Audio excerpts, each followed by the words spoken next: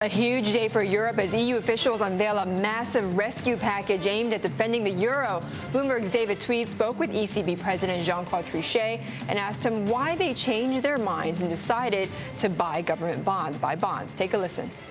Well, it's not me. It is, of course, the Governing Council. We did not discuss purchasing bonds in Lisbon on Thursday. During this weekend, we had a teleconference of the Governing Council. We analyzed the situation. We observed that during the two last days of last week, we had observed a disruption of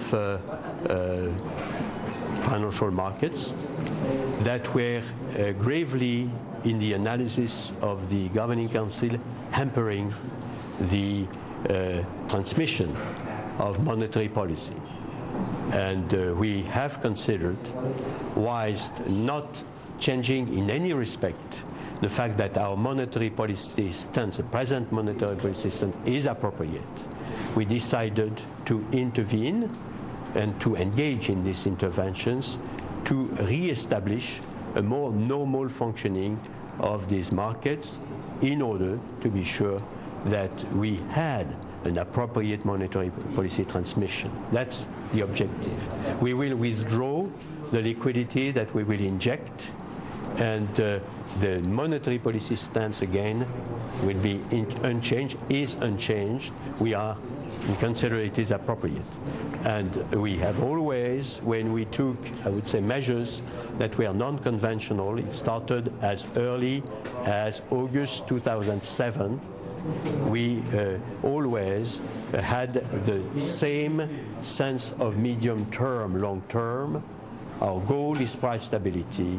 We will ensure price stability in the medium term, as we have done in the first 11 and 12 years of the euro area.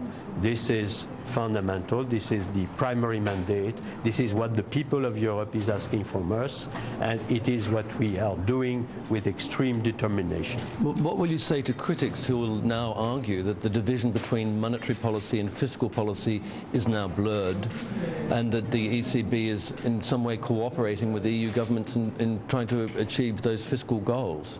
I would say that our record in asking government permanently to practice sound policies, sound fiscal policies, and other sound policies, but fiscal policies, is, I have to say, strong.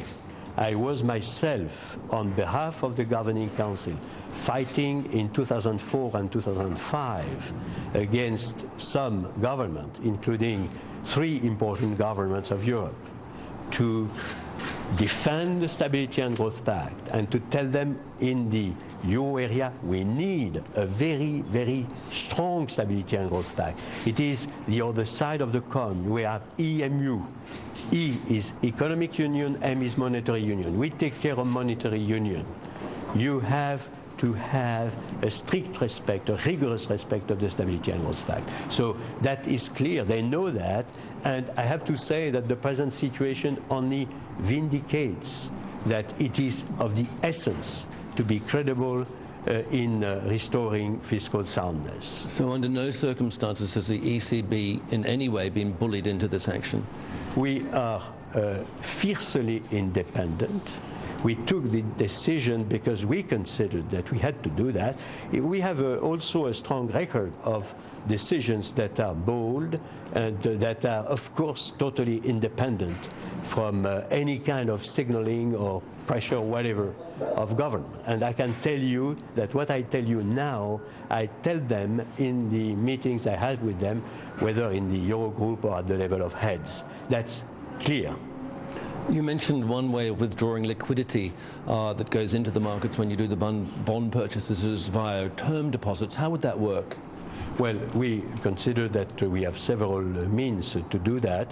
One practical mean would be precisely to offer term deposits so that the liquidity that we would have injected will come back to us.